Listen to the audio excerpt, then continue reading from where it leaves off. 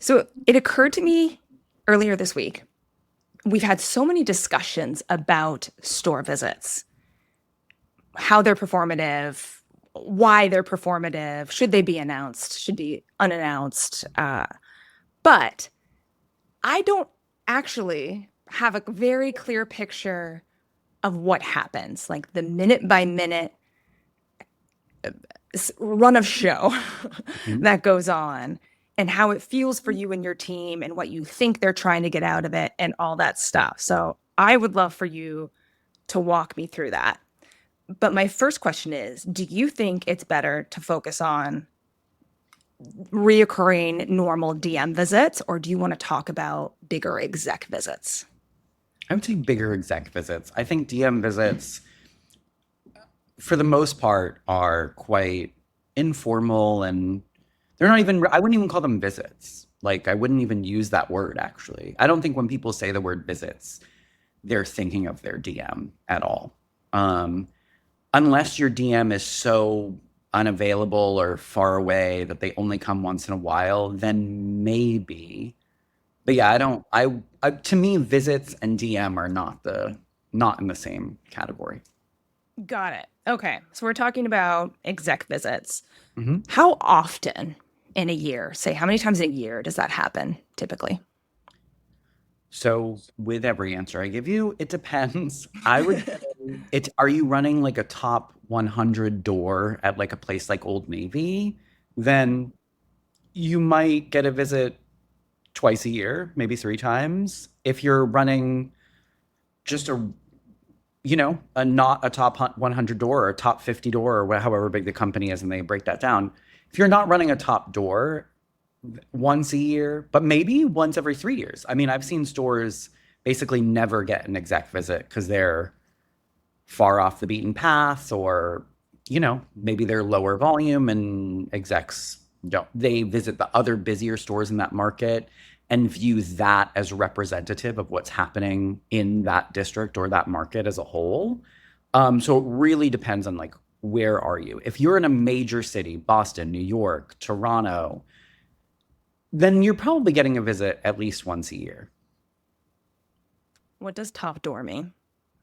Um, so just volume, just the Mm, top. If you break down, like Old Navy has 1,100 stores, so they consider the top 100 doors to be the top 100 volume in a year to be sort of like the elite stores in terms of money makers.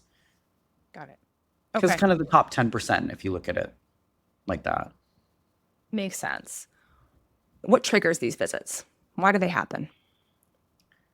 Most of the time, it's just nothing. It's just they're doing visits. They want to see stores. Maybe it's something internal that triggers the visits. Like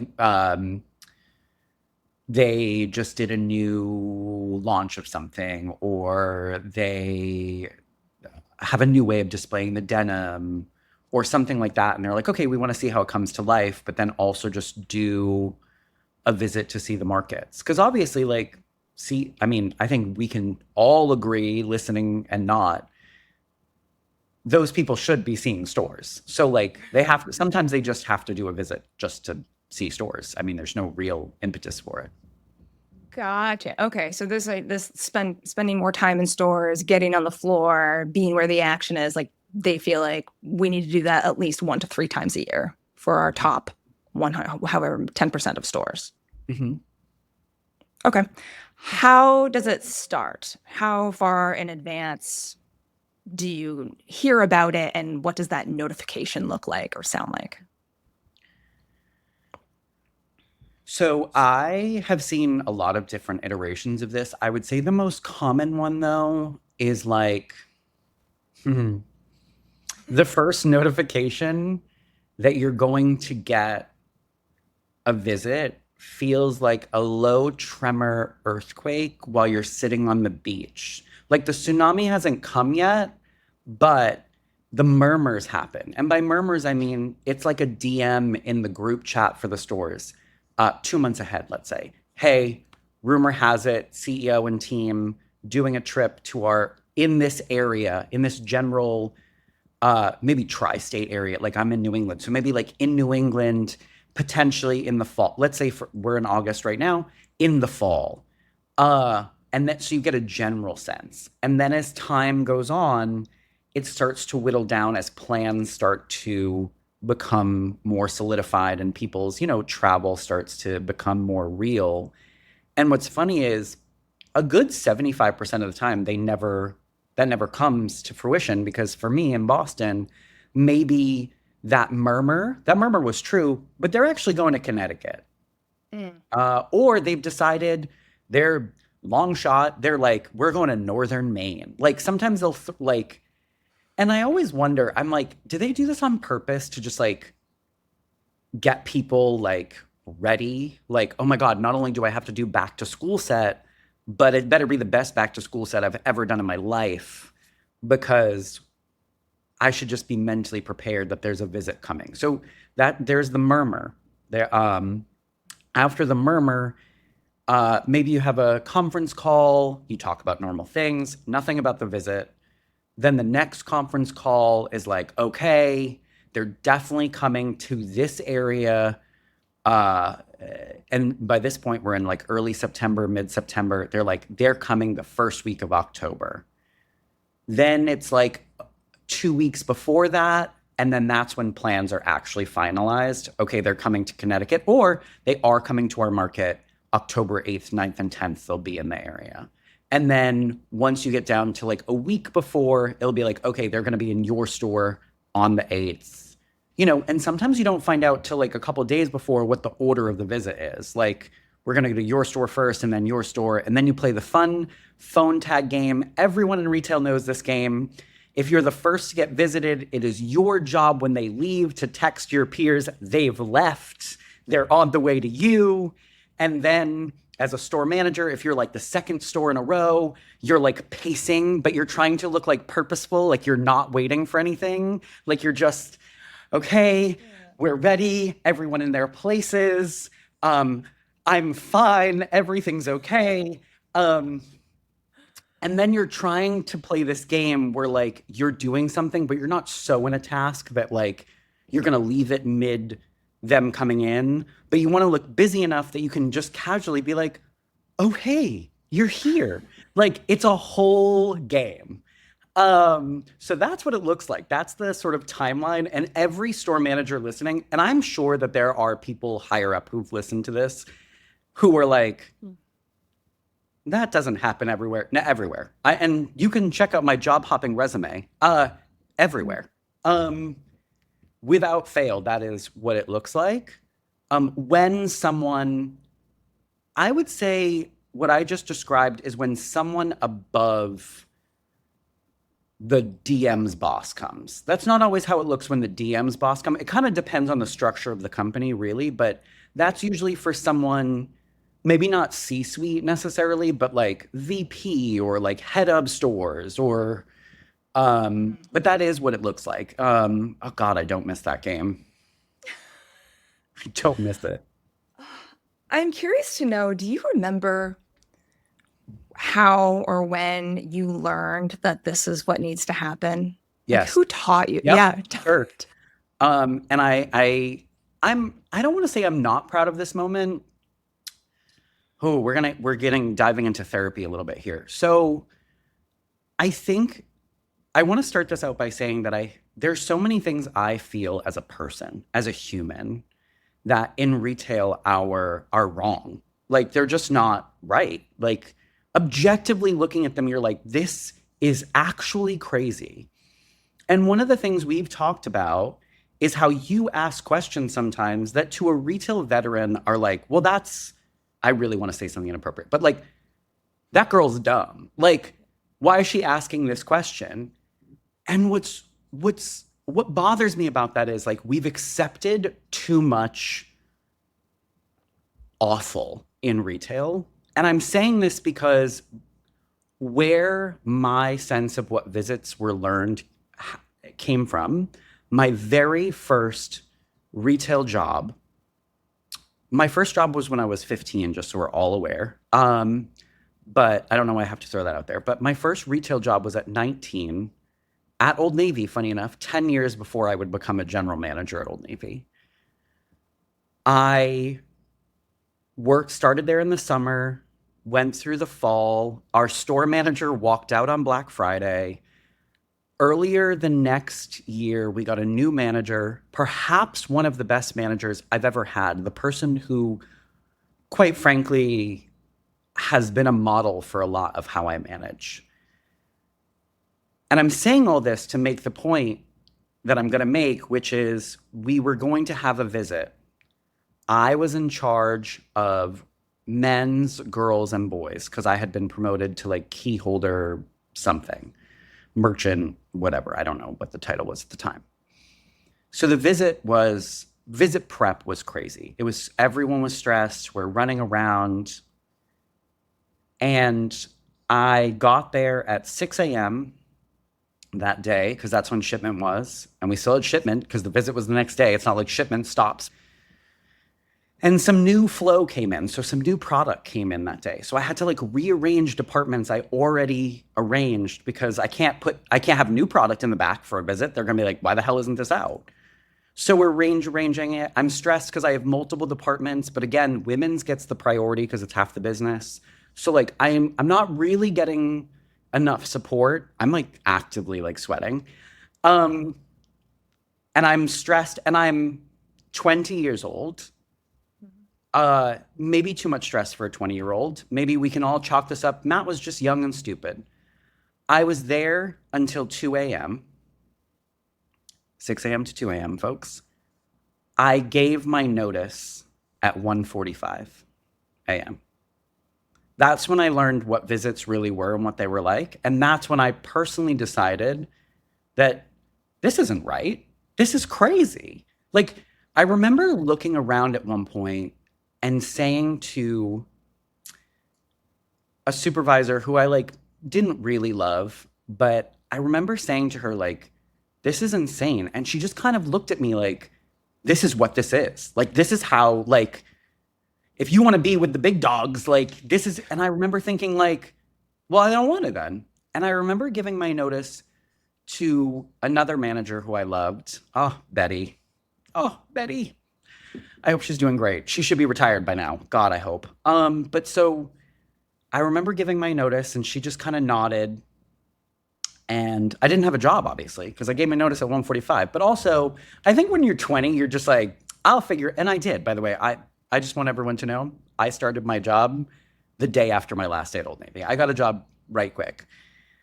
Because again, when you're overworked and you're young and you're paid kind of mediocre, it's very easy to just be like, well, this is too much. And that was a very long answer to your question of where I learned about visits. But I think it's important that I thought it was ridiculous then. There was probably like a decade of my career where after that, I was like, wow, I can't believe I did that to Denise, like right before a visit. That was really crappy of me because I love Denise. I really did. Like she really, oh my God, Denise. I can't believe I did that. And I spent like a decade being like, oh, I should have sucked it up. I should have whatever. Well, now I'm almost 2 decades from that moment. Ooh, yikes. That was gross to say. I'm almost 2 decades from that moment. And I can tell you with sincere honesty, that 20-year-old version of me was correct. Right. Like that was the appropriate reaction to this moment because it was ridiculous. Yeah. Like, but that's where I learned about visits. And then by the time I became a store manager everywhere, I literally was like, will not be doing that ever. Like, if that is what is required, that will be my 1:45 a.m. notice moment. Right. And we can get to why that's never happened later. But that is where I learned what it is to have a visit. And I think I also want to really quickly mention something because there's so many people that write this on LinkedIn. And I want you to know, all of you, every time you write that sentence, I would like to stone you in a public square, which is when people are like, well, if you're always visit ready, you don't have to get ready. I Right. need you to kindly F all the way off. Because that is not realistic in a lot of brands, given your resources and the expectations of a visit. And at this precise moment in my career, 20 years ago almost, our store would have been visit ready, but literally they were coming during New Flow week, which, if you work at Old Navy or any company that gets like ongoing new flow like all at once. So there's companies like American Eagle. They do floor sets. So, I mean, they might not do this anymore, but a lot of companies do floor sets where one day it's fall and then the next day it's winter because they do like an overnight or a big move. Old Navy is not that. Old Navy is new product, bring to floor. Like there's no, it doesn't sit out back. So if they're doing a visit during New Flow week, it's not like you're just putting all the new sweaters cute on a back shelf and you're like, we have it all staged, ready to go. Like, no, that second you got to figure out where it's going. So they were coming when women's, men's, boys, girls, and babies were all getting New Flow, different pieces and parts, which meant the Mhm. store was like in a constant state of what's going where, how, and when. So there is no, if you stay ready, you don't have to get ready. Like, please. And it's always someone who's running a store because I always click on your thing. Every time I click on you, I'm like, where do you work? Sometimes it's like someone who works at like, no, this is like no shade, but someone who works at like a hard line store. So not clothing. So like boxed goods. And again, check my job hopping resume. I've worked everywhere, so you can't say boo to me about clothing, cosmetics, hard lines, soft lines, food service. You can't lie to me. Hard lines is way easier than clothing will ever be. So clothing retail, staying ready is not as easy. Again, like Williams Sonoma, yeah, of course I was visit ready. What are the pans gonna jump off the shelf? Like, no, as long as you're like dusting, cleaning, keeping your stockroom organized. Williams Sonoma, always visit ready. Old Navy, American Eagle, things that require constant upkeep, folding, moving, hanging. It's not the same. And we need to stop pretending it's the same. Yeah. So to that point, can you describe the difference between a well-run store, say Old Navy or clothing, versus visit ready? What's the gap there? Mm. To me, the gap, and this is like kind of a cop out answer, but to me, the gap is a well run store is one that 85 to 90% of the time is 85 to 90% folded and sized. So Right. there's like an opportunity shelf over there, and maybe the baby onesies are messed up, or, you know, the women's like off shoulder tank that keeps falling off the hanger is like not doing well. Like maybe that's an opportunity, but you know, the denim looks good. It's shoppable. It's shoppable and you can make money. That's what a well run store is. Is it shoppable? Can the customer find what they want? Are you, and, and here's the thing. Again, I'll go back to this every time we talk about anything. The numbers will tell you what's happening. You're not comping. You're not beating all the goals. You're not getting all your bonuses in a poorly run store that isn't sized and folded. Like this, the data will tell you whether Mhm. someone is doing what they need to be doing. And visit ready for a lot of companies, I don't want to say all, is does it look like the visual book? Mm. That's visit ready. Like, does it look like our fake store we have right next to the headquarters that gets 4 times as much payroll? And or is it a fake store entirely? Because some companies have that where like they just have like a model store where they take the pictures for the visual. Right. But it's not real life. So that's the delta between the two. Mm. So not Shopton. Yeah. Yeah. No one actually. The only things that's being shopped is the, like at a visit ready store, is what the customer is currently having in their hands. Right. And then you'll see in a visit, like if you were a customer in a visit, and I've been a customer in a visit, by the way, accidentally, it actually like the way my blood pressure rises and I just like have like like a trauma response. But you can watch a customer touch a pair of denim during a visit. Like, say the the people are like 20 feet away. You Mhm. can watch when that customer walks away as someone comes out of nowhere, like a fancy little elf, and is like putting the jeans back. And like, because like, God forbid they see a customer being a customer. Oh my Can picture this. God. Okay, okay. So we've set the scene. You know, you just got the text from the last store manager that they left and they're coming your way. You are nonchalantly looking perfectly the right amount of busy. In they come. What happens? So I will say, for a normal store manager, they I don't want to say a normal. That is not fair because I know plenty of people who don't do that. But I think it depends on the store manager. I think Mhm. if you're a certain type of manager, you let them lead you. Like, you defer. Uh, Hi, welcome. And so a lot of companies, what they want to do at that level, that high level, because they're not getting into the nitty gritty, right? Like, if you're seeing a VP, a CEO, a head of stores, or a head of visual, or whatever, they don't want to hear about your like petty scheduling issue, or, we're talking high level sales. At Old Navy, it was very like you went department by department. So it would be me, whoever was in the visit, and then whoever I led that actually oversaw that department. And they would walk through their department. Maybe I would ad lib some things. If they were newer in role, then maybe I would lead it. But I would sort of point to them like, hey, they've been doing a great job setting men's up. This is what we've decided. Making sure I'm using lots of like we statements so that I'm not letting you find the weakest link. If you think something's wrong, then we can discuss that later. But um, so really just an overall, and it's like a 20 to 30-minute thing. It's never, that long. Usually just a walkthrough of, high level business. But again, being visit ready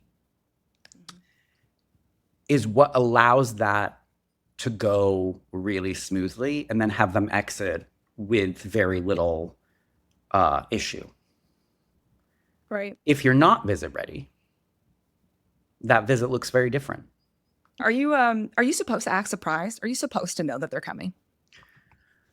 Most of the time you're supposed to know. Yeah. Okay. Yeah. It's a Okay. planned, which is why they expect it to be visit ready, because you knew we were Right. coming. You didn't clean your baseboards. You knew we were coming. Right. And so when they come in, are they essentially like, do they know your name? Yeah. Oh yeah. They always know your name. Okay. And do They've they been prepped. okay. And do they essentially say, "Hey, show us around"? Yeah, a lot of times. Or they might have a specific, like, we really want to look at your women's denim. Your business is killing it. We want to see what's happening. So you might get a compliment and then a show. Or, I mean, I've never been told my business is like, I mean, here's the thing. I don't think I've ever gotten a visit because my store isn't performing. Usually it's like Mhm. we want to see what you're doing uh, because your results are, above the average or something like that. Go The ahead. problem is if you're not visit ready, they will look at your results as if they are accidental and not an intentional result of your leadership. So it's incumbent upon you to make sure you are visit ready so that they cannot be like, oh, we heard this store did the best, but you look like shit. So maybe customers just like to spend money here and that's not to do with you. So you like need to almost do the show to buy you some credibility in that conversation. What are some reasons that someone wouldn't be visit ready? I mean, a million things. Shipment not coming as planned, any shipment issue, right? Shipment not coming as planned, more shipment than was planned. maybe you're already understaffed and then the visit's happening and there's nothing you can do to quickly make up for being understaffed. There's no Hail Mary other than having a bunch of other stores come and help you, which is not, which happens a lot in visits, where the stores that aren't getting visited have to share their people to the stores that are getting visited, which should tell you everything you need to know about visits right then and there. Like one of the things I've always known, and I can't answer this for you because I'm not in the heads of an executive, and I don't think executives will be honest. I don't think anyone at that level is stupid. Okay, I don't think there's anyone stupid. They must look at the payroll. They must know that resources got reallocated. You know what I mean? And like 5 people from another store helped at this store. Like, and if they're not looking at that, that's like a big question mark for me. Do they know? How much do they know? Are they ignorant because they want to be ignorant? Like they don't want to know. They want to like fill the fantasy that this was possible because that store manager has grit and talent and is always visit ready and, is a boss bitch. Like what that part I can't ever know. Yeah. Okay.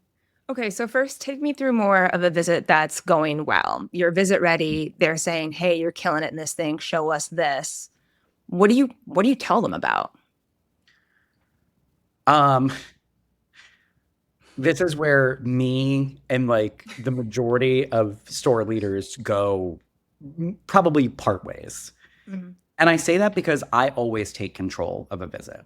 I don't care who you are. You're in my 4 walls. I am in control. Um, and for me, that just allows me to talk about what I need or want or gotta have. But also, and I did get feedback from a regional about this, but I'll never change. Which is I got the comment that I had to brag more a little bit in visits and that I shouldn't start visits off with all the things that we're not doing right. Because that's like the impression I would leave. And my thing about that is I'm telling you, I understand executives. Like I study you people like an anthropologist who's like researching artifacts to understand a species. And I understand that if I come forward with all the things I'm doing wrong, we can actually talk about what I need from you when you leave, whether it's inventory, payroll, HVAC fixed, whatever, because I've already let all my skeletons out of my closet. Because the problem is, if I tell you what I need, if I say, well, we're really needing more women's merchandise, you're not sending us enough of sweaters, etc., and you find 2 sweaters in the back, you're going to be like, well, maybe you could sell more sweaters if all your sweaters were on the floor. So I'm going to tell you that the 2 sweaters are not on the floor because X, Y, Z, but I need more sweaters. And here's why. Like I'm giving you the skeletons so that you cannot use them against me in an attempt to evade what I think is your responsibility to do what needs to be done for my business to get better. And when he told me that, he was saying it for my career. Like, so that they would look at me good and then I could get to the next busy store or the next level or whatever. And that would be fine advice if that was my goal. But if my goal is to improve my current store and my current situation, I need to dredge up all the bones for you because I know how they will be used. And you're not going to catch me in anything because I'm going to tell you everything we do wrong, every policy I don't follow, every rule I've broken. I'm going to tell you why because there are reasons. I do not do anything haphazardly or by accident. And then I get all of that out of the way in like 5 minutes. It's like a dump. It's like a trauma dump of like, and here are all the things I've done wrong. Because I want the rest of the visit to be like, and now you can see my choices have led us to the results we're in. And also to continue these results and to get even better results, here's what I need. So for me, I take control. Like, I'm like, and let me take the steering wheel. I don't even care if the person's a CEO. Like, Yeah. because again, as I said to you pre-call before we were recording, I might never see this person again. Or maybe if I do in 2 years. So really, even if you tell me to move sweaters, I'm going to move sweaters, take the picture, send it to you, and then I'm moving the sweaters right back where I want them. Because you're not the manager of this store. I am. That's the end of the day. Yeah. It's funny you use the term done wrong. I'm going to tell you everything I've done wrong. Okay. But it sounds to me like you're just triaging. Like you're just working around what needs to be done. Like you're managing corporate a little bit by Yeah. interesting. I mean, it's why I'm not a DM. Yeah. We can say it purely and simply here on this podcast. Like, I will never be a DM. Ever. Yeah. Ever. Ever. And not because I don't want it, by the way. There are companies I would Right. want to be a DM for. But no one wants the guy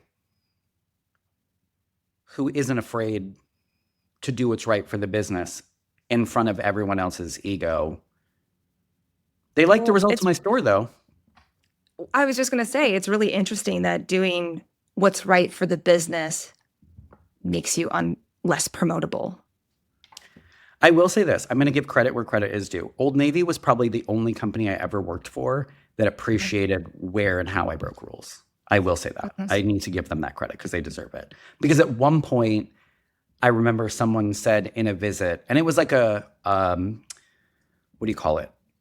A visit with many business partners. So it was like the head of HR, the head of LP, the head of visual, the regional, my DM. I think that was all the players here.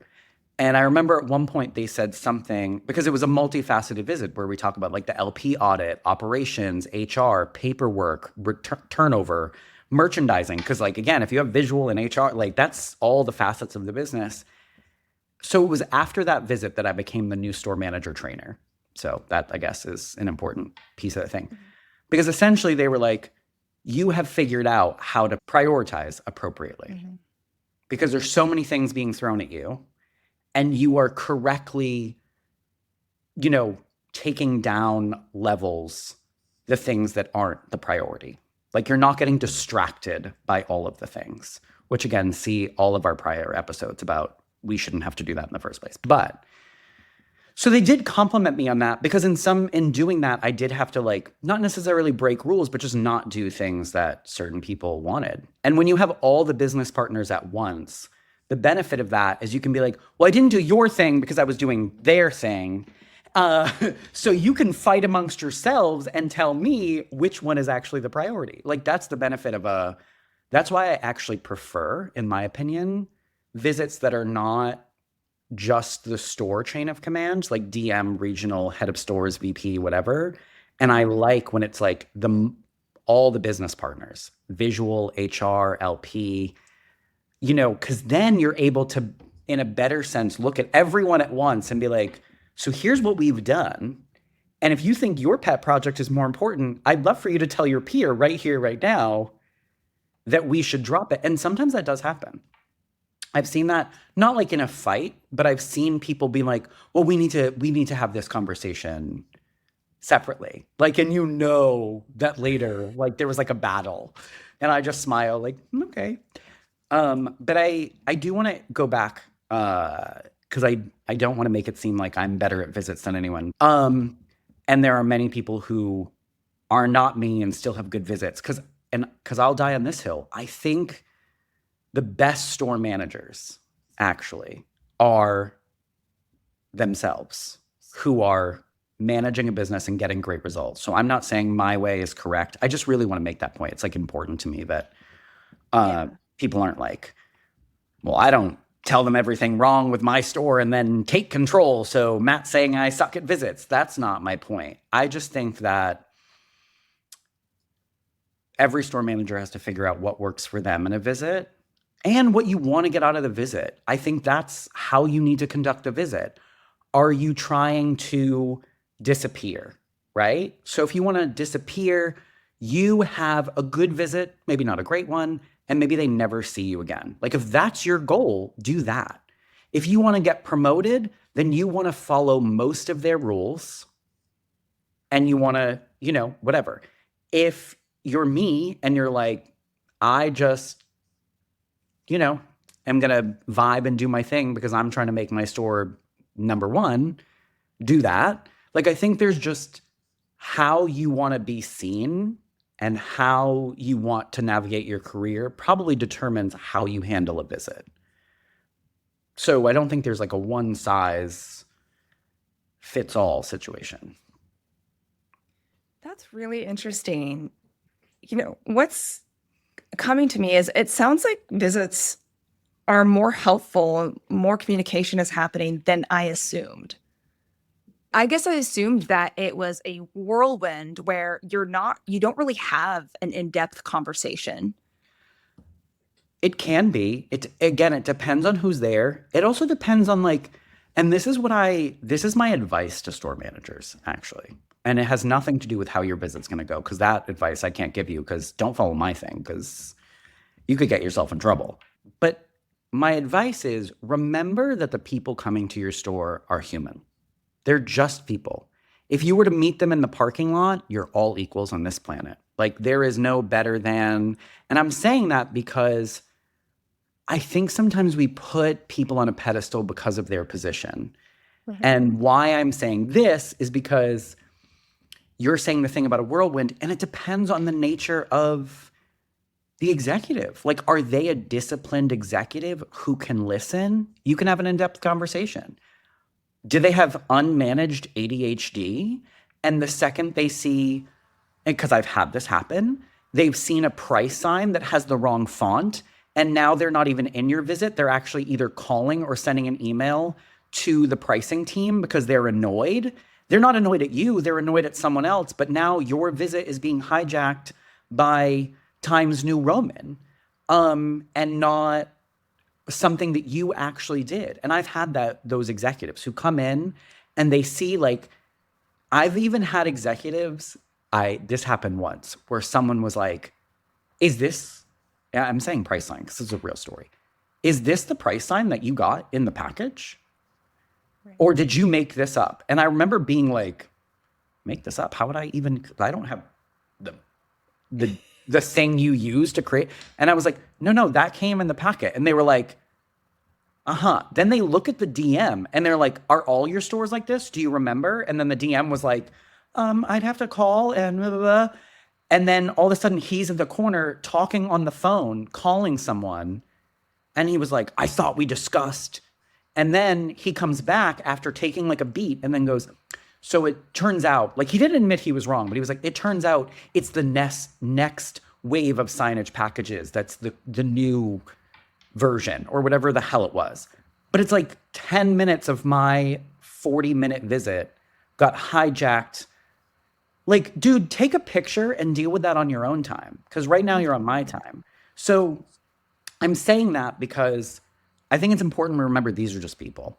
And his unmanaged ADHD and anger issues have nothing to do with my ability to run a store. They just don't. Yeah. So tell me more about your time. What do you want to get out of this? You already said it's your opportunity to tell them everything you need. What are those kinds of things? I think a lot of times, for me anyway, it's helping them understand how my store is different, or even how the market they're in is different. I think, and Canada probably has the same issue, actually. The US is so big. Canada is so big. Mm-hmm. Toronto is not Vancouver, culturally, or Montreal. That's a whole different country you're in at this point. It's you cannot walk into those three cities and expect everything works the same, whether it comes to inventory allocations, client service. The fact that we act like client service is the same everywhere is asinine. The people in Vancouver, the people in Boston, the people in Dallas, Texas, not the same. They don't want the same service. They're not looking for the same thing. And don't tell me people are people, because they're not. Have you met a New Yorker? No. And by the way, I love New Yorkers. I love the harsh, honest, whatever. When a New Yorker comes into my store, it's like heaven for me. So for me, in a visit, it's about helping them understand this is the market you are standing in. And because I don't think we should assume as store managers, I don't think DM should assume that those people understand your market. Again, they're people. Do they sit at home at night and study the different regions of the US and their racial makeup and income brackets? Do they do that? I don't think that they do. I think they should, by the way. That's my hot take. But they don't. So oftentimes for Boston, I'm explaining to them, there are 680,000 people in Boston. During the school year, there are 1.3 million. Our population doubles because of students. Students make up half of our customers, half of our employees, and that dictates a lot of what trends, what doesn't trend, what our summer looks like versus the school year. Why in Boston, when a lot of stores have their busiest day of the Christmas season, maybe 2 days before Christmas or Christmas Eve, why for us, it's the Saturday or the Friday before, because after that, everyone leaves our city. So like, you're telling me for payroll, you're telling me Christmas Eve, you should be spending X amount of hours because that's your busiest day. It's not my busiest day. Get the hell out of here. You do not know my business. I remember at Williams-Sonoma, this is a real story. VP of stores comes. She's now at Crate and Barrel. Amazing leader, Amanda Springer, shout out. Amazing. Her ability to listen, hear you. Oh, it's unheard of. Actually, I think she might be the president now. Anyway, so she comes to my store. I'm in a wealthy seaside town in Massachusetts, very wealthy town. On the sea, one of the things we're known for in this area or that area is oysters. In fact, if you get oysters in a lot of places in America, they're coming from the town below that town I was running a store in. And the reason that's important is because at Williams-Sonoma, we sold seafood tools. One of those things being an oyster shucker. Inventory allocations, I would get 8, okay? Then I would sell out and I would get 8 more. But the lag time was like weeks. Right. We had stores in the middle of the US, okay? All those states with no oysters. Same allocations, 8 oyster knives that they never sold. So they're looking at oyster knife reports and they're like, barely a tool we sell. And so when she came to my store, I used oyster knives because I really wanted more, but also as a way to explain to her where she was. I literally printed out house listings from my neighborhood of where my store was to show her. Our customers, they got boats, they got multiple houses. They make our CEO look poor. And that type of person walking in, when they say, do you have an oyster knife? And you go, I have one. And they're like, well, I'm having 7 people over for dinner tonight. I need 7. Mm-hmm. You can't be like, well, we can, because this is the line every company wants to use. Well, we could order it for you, free shipping. They're like, and how does that help me right now? Because that client expects that you are going to have what they need.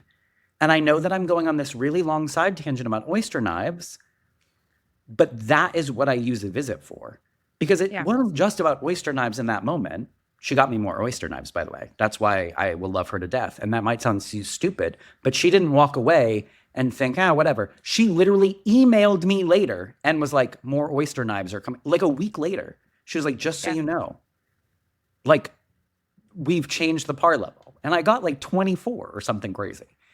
Because the point I was trying to make to her was, it's not just about the oyster knives. It's that client.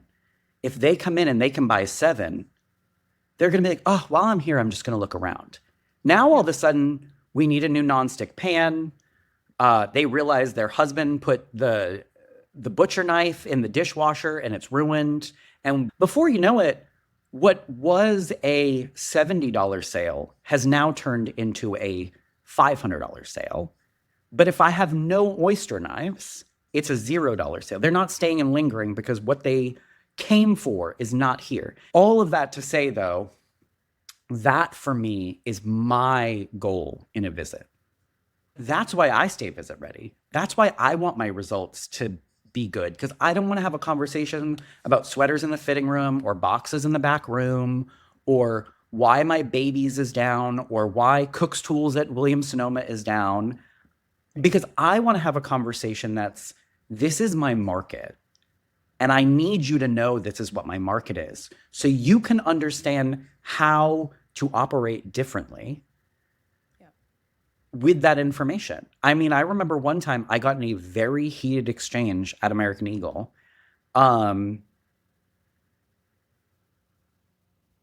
Sorry, With I an just had to exec? censor myself for 2 sentences. I needed to take a beat before I get sued.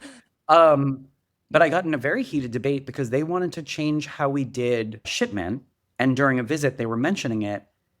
And I was like, well, we can't hire for that shift. And they were like, why not? And I was like, because of the college student population. Right when they need us, they won't be here. And they were like, well, then don't hire college students. And I was like, and who would I be hiring at the American Eagle? Who? Right. Yeah. Like, because again, the tricky part about Boston makeup, it's like you've got schools, and then those other 680,000 people are oftentimes not looking for a shipment job for 20 hours a week at the American Eagle. And even if they are, they don't live in Boston proper because it's hella expensive. They live in some pushed out suburb, and they might work at an American Eagle closer to them or whatever store's there. They're not commuting an hour via the subway to come work at 4:30 a.m. And our subway doesn't run till 5:15, which again is another layer of what's happening in our city. And I think that's our responsibility as store managers when we get visits, is help them understand your market so that they don't keep going into these same stores over and over and over again, expecting things that are not possible, that we make look possible by gluing, patching, duct taping it all together, faking, sharing people, when what they really needed was the truth. And again, in my experience, give executives a little bit more credit. Oftentimes they appreciate the truth. Not always. That time at American Eagle, they did not. But that's because it's run by a bunch of immature people. But don't edit that out. They deserve to hear it. They need to know.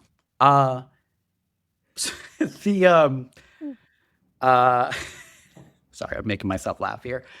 But so they appreciate it because maybe no one's told them that before, or maybe that's information they've never heard. And oftentimes, especially if you're the first one on the visit, they might even ask your peers. Like, hey, so we were just at Matt's store and he was talking, and then you open the door to that conversation. And then before you know it, something's shifting just a little bit. Maybe you're not getting 24 oyster knives because you don't have Amanda, but maybe you're getting 12. Maybe you're getting something. Interesting. Okay, so it sounds like often, maybe even majority of the time, they're happy to hear your truth. They're hungry for your specific information, for your knowledge. As long as, key part, as long as you are not, this is why you have to be careful. You have to ask for things you know they can give you that will make them feel like they are a hero to you. Like, use their ego in service of what you need for your business. So don't ask for payroll. They can't give it to you. They don't want to give it to you. You ask for payroll, this is the conversation. So we'd love to see your schedule, because now they're going to tear your schedule apart. They're going to tell you every inefficiency, everywhere you should change something. Don't ask for payroll. Ask for things you know at their level that they can make happen, that will make them feel like a hero, like they did their job. Like, look at me solving problems, but also will solve a problem for you and give you something you need. And oftentimes there are things. I can't make oyster knives myself. I can't get more women's merchandise. Oftentimes for me, it's inventory. It might be scheduling, but it's telling them that I actually have to shift. You want me to have the most people on at 11, but I need to have them on at 2 p.m. and here's why. Maybe it's just allowing them to carve out an exception for your store and explaining why in your market, because that's not really asking for anything of them other than to get off your back about something that doesn't work for you. Interesting. How often then, after an executive store visit, do you see action? Do things get better for you based on your discussion in the visit? I'm annoying, so I mean, I either get what I need or I take your silence as all the information I need. Either way, I get what I need. Mm. That's how I look at it. Mhm. Either way, I win because either you get me what I need or you don't. And now I know how you feel about what my business actually needs. And that's enough information to do what I'm going to do with. And that might not always be leave. Maybe that's just, okay, I feel like I care more than you do. And why should I care more than a VP cares? I shouldn't be losing sleep about this if you're not losing sleep about it. So I'm going to rest my pretty little eyes and stop worrying about it. Okay. So you've had those conversations. Hopefully they went well. Now they're leaving. What does that look like? They say thank you. Is there anything special happen? Yeah, usually there's some final words. I think it depends on, again, how the visit went. I feel like a lot of times it ends with like here's what you did well. We'd love to see X next time. And oh, I'll look into the women's sweaters for you. It's almost like a really brief summary Mhm. for Okay. the most part. And then they walk out the door. And what happens once they're out of eye and earshot? Most of your team at some point will run over to you and be like, how'd it go? Did we do good? Are we good? Like, are you okay? Like, there's like an immediate sense of like, are you in trouble? Are we in trouble? What are we doing? Like, they want the information. And then as a store manager, for me, I'm like, I need like 10 minutes. Even if it went really well, like it's just a lot to perform for that long. And I have yet to find a place where I don't feel like I have to perform. And that personally, that's just like on a personal note, that just takes a lot out of me. So I'm like, okay, let me take because the thing is like, I can talk to you. And actually I've had several employees comment on this. I can talk to you about P&Ls and numbers and demographics for Boston and all of these sort of intellectual things. But with my actual team on the day-to-day, like I can be quite weird and goofy and like, talk about silly things or goofy things or inane things. And so, but for me, those two things like blend together and make up Matt Copeland. But in a visit, I feel like I have to take the goofy and like, I'm like, okay, people won't take you seriously if this is how you behave. So like kind of shove that in the box. Because they're not going to hear you unless you talk in the most like white, straight, professional. I hate the word professional. I think it's the most BS word we've ever invented. Like, and like, I'm really lucky, side comment, that I'm not a woman, I'm not Black, because I don't have to do all that extra labor of a different performance. So for everyone else who's not a white man, they have to do an even bigger performance. And I don't have to do that. And I recognize that privilege. But for me, that performance takes a lot out of me. And then I need 10, 15 minutes. I need to recover. I need to like take a breath. Sometimes I have more coffee, which is not helpful because I don't need more caffeine after that. I have a snack. My more sensitive employees in moments like that usually are the first ones to come over and they're like, are you good? Do you need anything? Because that's to me what a good team is about. And then you just kind of continue your day in a fog of like, now other people are getting visits. And then, on your next DM call, you're going to kind of get the summary of what they saw in your market. And it's a lot emotionally. Yeah. So it sounds like to summarize, good can come out of it.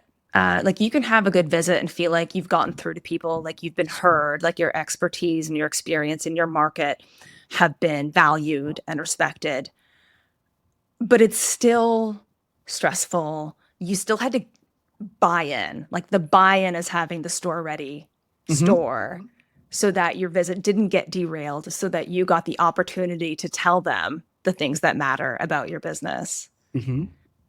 So it sounds like a mix of maybe does it make you feel good in some ways, but also you're just glad it's over? Yeah. I'm always glad it's over. Yeah. Are you ever like, are you also, if it goes well, do you feel closer to the company? Do you feel more engaged? Do you feel more energized? Um,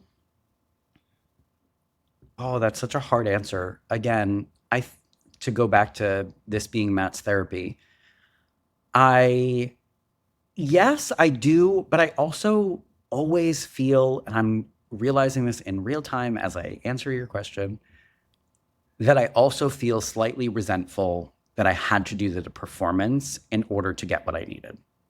Yeah.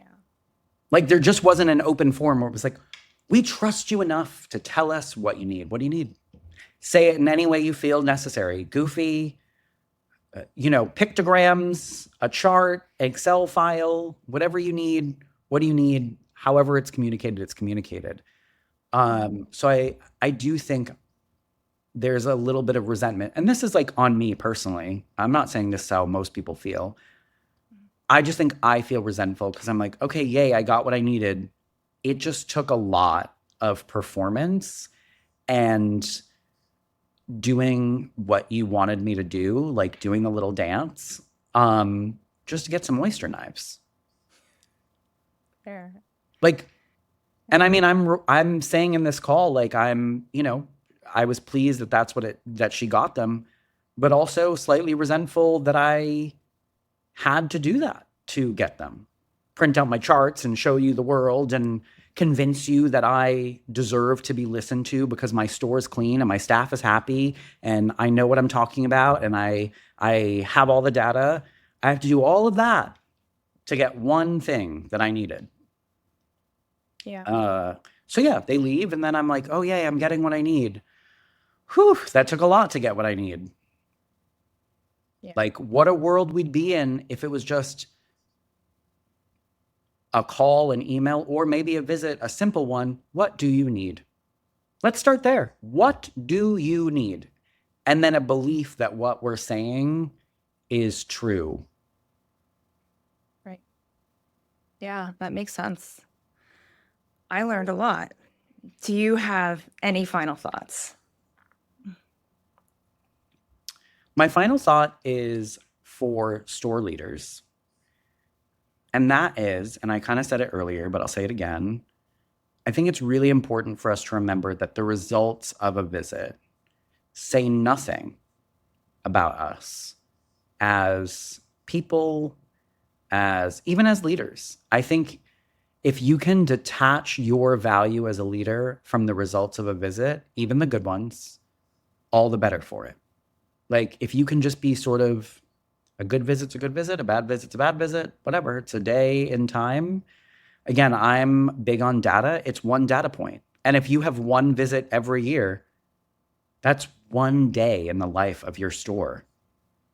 That's 0.3% roughly of the time your store, and they weren't in there for a full day, so 0.1, 0.1% of what your store looks like every day of the year.